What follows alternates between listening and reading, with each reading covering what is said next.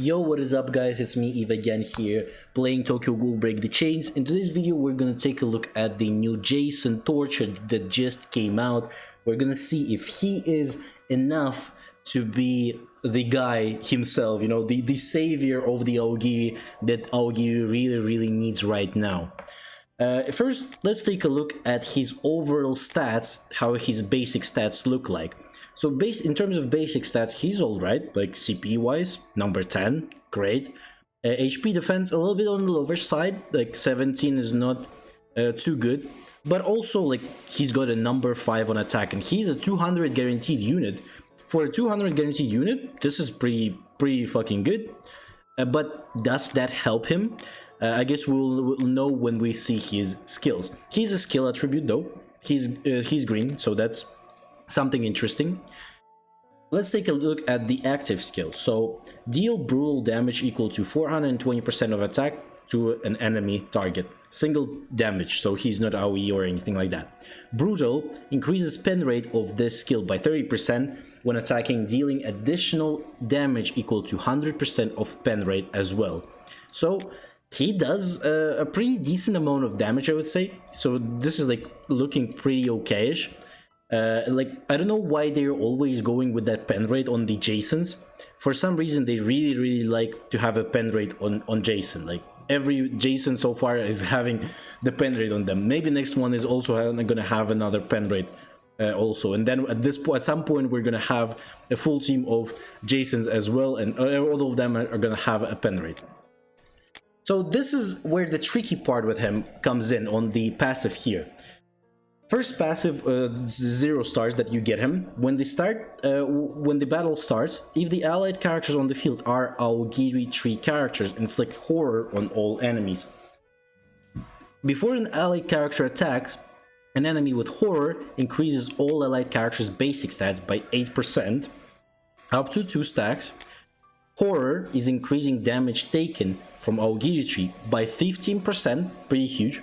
Before each attack reduces your defense by 5% for 1 turn, up to 3 stacks. So this could go up to 15% as well. So this is 15% more damage could be dealt with him, and that seems pretty alright. Like, when you see this, you're gonna be like, this is pretty good. Like, this is actually really decent, like, buffs. 30% overall in terms of damage wise you're gonna be doing, that's pretty good, as well as you're getting another 8% here with the 2 stacks. Could be also kind of like 16% of basic stats increase, so that's another 16% of damage dealing for you and your Aogiri units.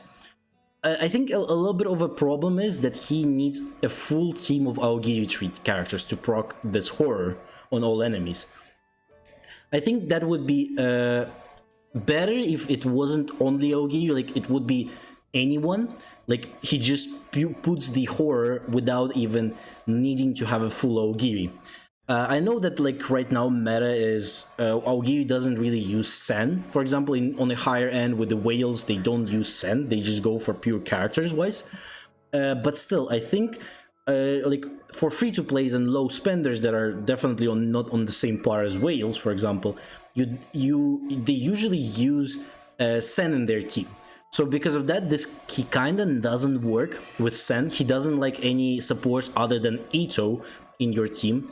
Maybe if you're an Ito player, then sure, this is still gonna be working for you, but I think he doesn't really like Sen that much, unfortunately, here.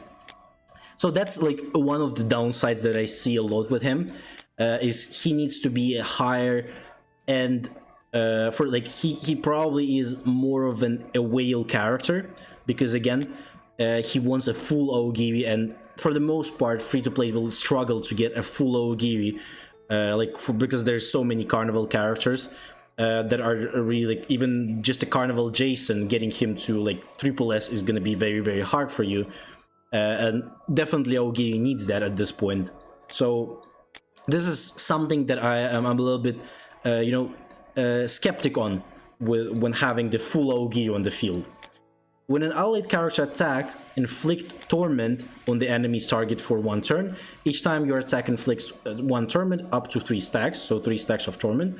When the enemy's torment reaches the maximum, immediately deal 200% ultra underbelly damage to the enemy. This effect can be triggered once per turn.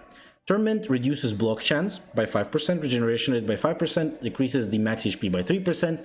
Ultra underbelly, if the target is debuffed, this damage will be increased by 25%. So he buffs his damage by an additional 25% with a debuff. But I think you're debuffing them already with the horror, so this is basically always applied with this 25% increase, I would assume. As well as there's a lot of debuffers in the Aogiri, so you're not gonna be like attacking with him first.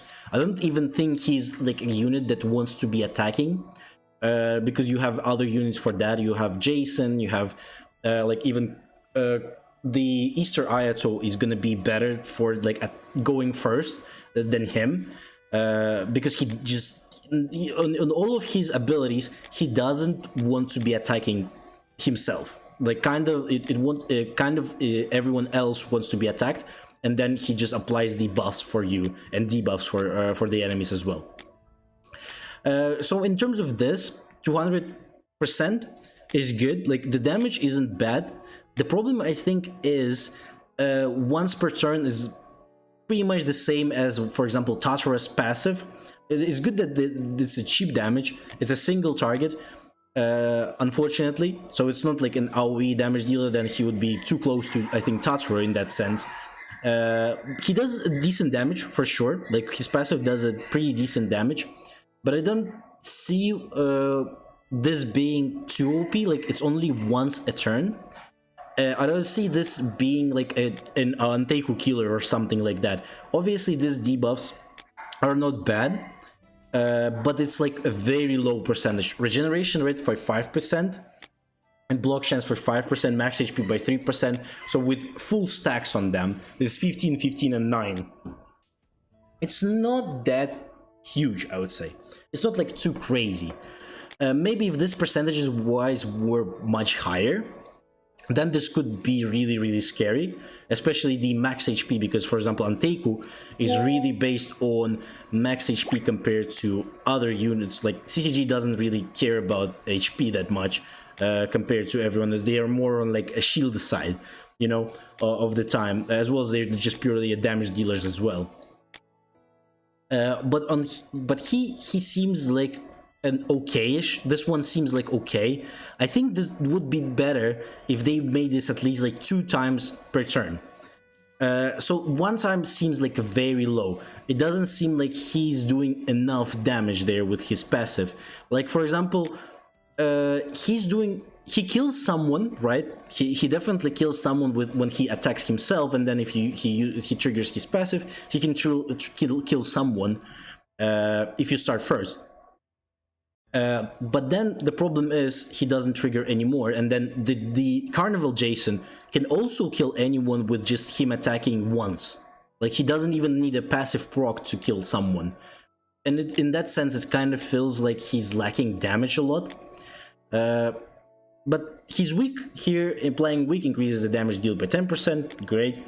When the deal damage to target with less than 60% HP inflict desperation on the target for 2 turns and increase pen rate of all allied Aogiri tree characters by 10% for 2 turns. Desperate, when allied characters take damage, you take damage equal to 20% of that damage dealt.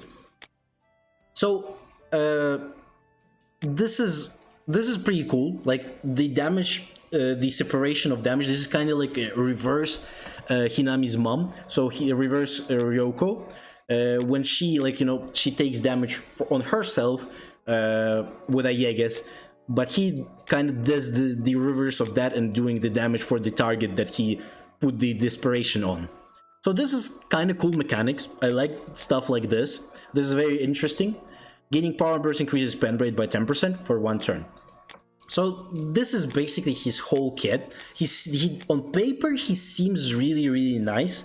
I would say he's a good unit on paper, but whenever we tested him, again, I tested him only on 1 star, because again, he's a 200 guaranteed unit, and it's for free-to-plays and low spenders. It's not really a good idea to go all in on 200 200 units.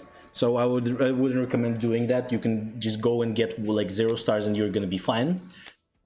But he didn't do anything crazy. He didn't buff the damage. He definitely buffed the damage from the Aogiri for sure.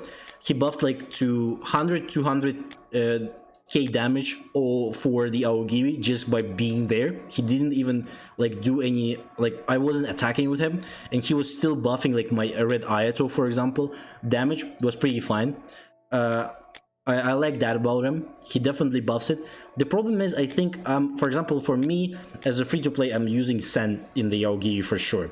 And for me, I need Sen, but Sen doesn't work with him too much, and because of that, it's kind of a problem.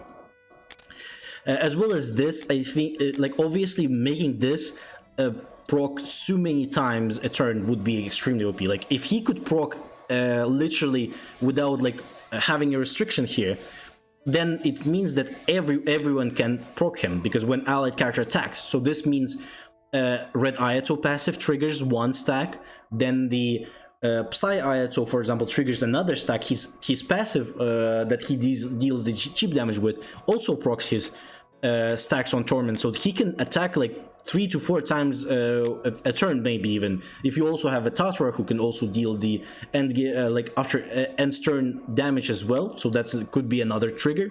That would be too OP, I for sure, like, right. But I think once a turn is kinda not too much. I think this is gonna be really dependent on how meta is gonna look at it, because for example, new Tatara wasn't really welcome in the new meta. Unfortunately, like, he kind of seems mid so far, and as well as Jason kind of seems also mid, but this could be very different on the higher end when the Wales is going to be using him. So we probably need to wait and see how it's going to play out in the RTA. So far I didn't see any Jasons in RTA, unfortunately, to see how like Wales do with him, but I saw the just old time Aogiri, nothing too crazy. He wasn't like going crazy there as well. So like as well as you can see, like even on my server, the whales are not really going too far on him. They're just like 3-starring so far, and usually like on a lot of characters they usually max them out instantly. But on this one, it seems like he might not be too worth it, you know, for now. So I would like recommend you wait. Don't go for too far if you're like a very big Aogiri fan. Wait for how the meta will develop, and then if he's really good, or at least he's the like unit that you will use in the Aogiri, then sure, you can switch him up for someone in your team. In terms of the lineups for Aogiri with him, I think what the best thing is probably switching up.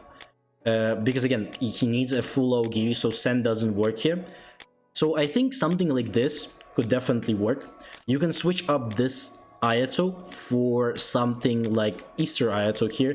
This is again pretty much the same build that we had. You just switch Tatara on that end for Jason. I think this works perfect. He buffs the pen rate. This guy also has a huge pen rate abilities. So buffing pen rate for just Jason is probably the best choice. Or you can also put the Ayato here, so red Ayato just purely on the side with him. Or where's the red Ayato here? So like this, so these two are going to be your main damage dealers. He's a buffer, he's a passive buffer as well. So his overall Jason is just a pure passive buffer. You don't want to use him at all. You just want him to be there to buff passively, as well as do some like cheap damage with his 1 per turn attack also.